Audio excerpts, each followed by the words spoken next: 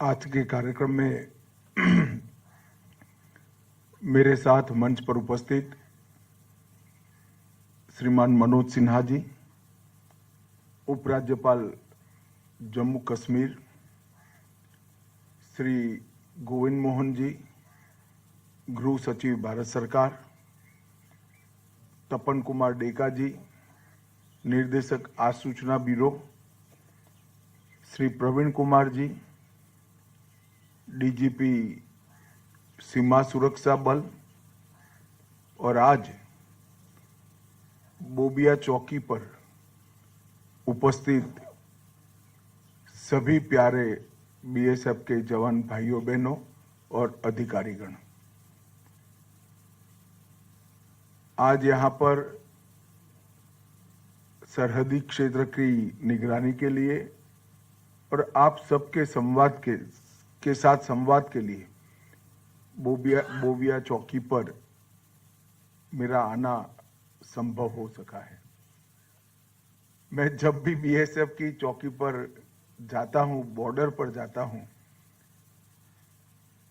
चाहे कच्छ का रेगिस्तान हो, चाहे राजस्थान का रेगिस्तान हो, चाहे जम्मू कश्मीर का क्षेत्र हो, हमेशा आप सभी से कर्तव्य बोध और कर्तव्य निर्वहन दोनों गुणों को सीख कर वापिस जाता हूं कि अपने मन के अंदर लगन के साथ कर्तव्य का निर्वहन कैसे करते हैं, इसका सबसे उत्कृष्ट उदाहरण सभी सेवाओं में अगर कोई है तो बीएसएफ के मेरे जवान हैं जो सीमा पर लगे रहते हैं।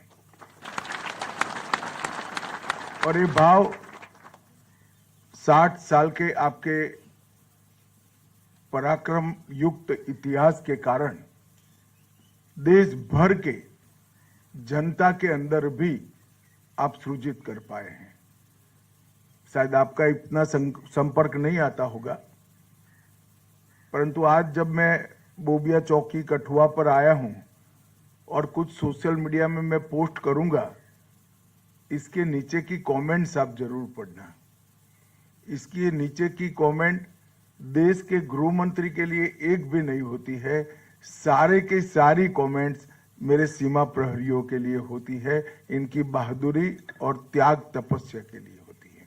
ये बहुत बड़ी बात है।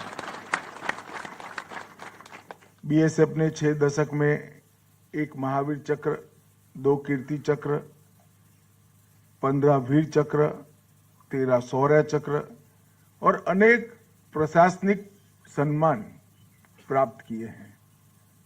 देश की सीमाओं पर जब जब भी अतिक्रमण का भय आया, घुसपैठ का भय आया, बीएसएफ एक अभेद दीवार बनकर सटा रहा, अड़ा रहा और देश को सुरक्षित करने का काम किया है। अभी अभी ऑपरेशन सिंदूर में बीएसएफ के शौर्य और वीरता एक प्रकार से 6 दशक के इतिहास में स्वर्णिम अध्याय बनकर रहा है।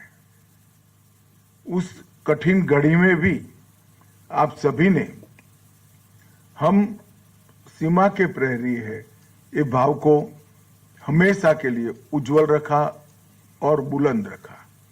118 पोस्ट और 3 आतंकी launch pad Jammu Kashmir frontier ने ध्वस्त किए और इसके लिए सब इंस्पेक्टर मोहम्मद इम्तियाज अहमद और सिपाही दीपक चिंगखाम, उनको सर्वोच्च बलिदान के लिए वीर चक्र से भी सम्मानित किया गया है।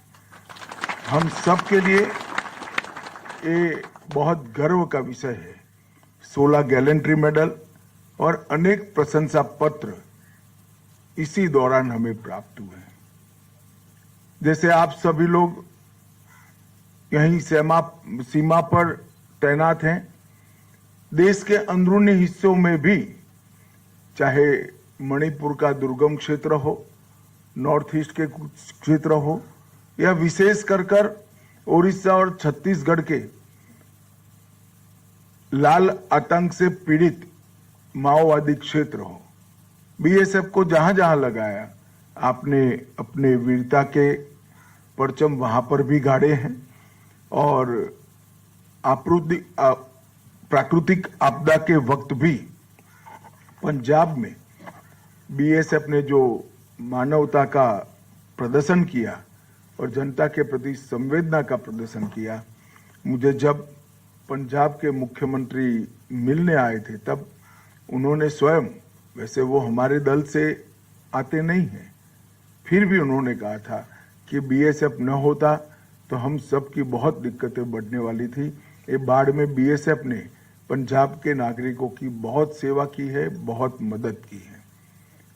हम सबका एक साझा दायित्व है कि सीमाओं को चौक चौबंद और सुरक्षित रखना। 60 साल पहले की सीमा की हमारी चुनौतियां और आज की चुनौतियां बिल्कुल बदल चुकी हैं।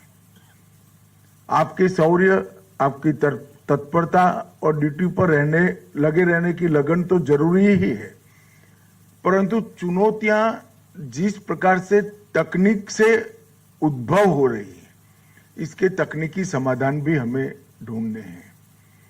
बीएसएफ के 60 वर्षों की गौरवमयी यात्रा के 61वें स्थापना दिन पर जब मैं कार्यक्रम में गया था तब मैंने कहा है कि बीएसएफ का 61वां वर्ष बीएसएफ के मॉडर्नाइजेशन और बीएसएफ के जवान और उनके परिवारजनों के कल्याण का वर्ष बनाया जाएगा।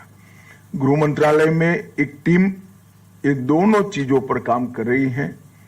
बीएसएफ के जवान के कल्याण के लिए भी हम एक विशिष्ट योजना लेकर आएंगे और पूरी बॉर्डर सिक्योरिटी का जो काम है उसको तकनीक के आधार पर मॉडर्नाइज कर आपकी सहायता कैसे की जा सके, इसके लिए भी भारत सरकार बहुत बड़ी राशि खर्च करने वाली है।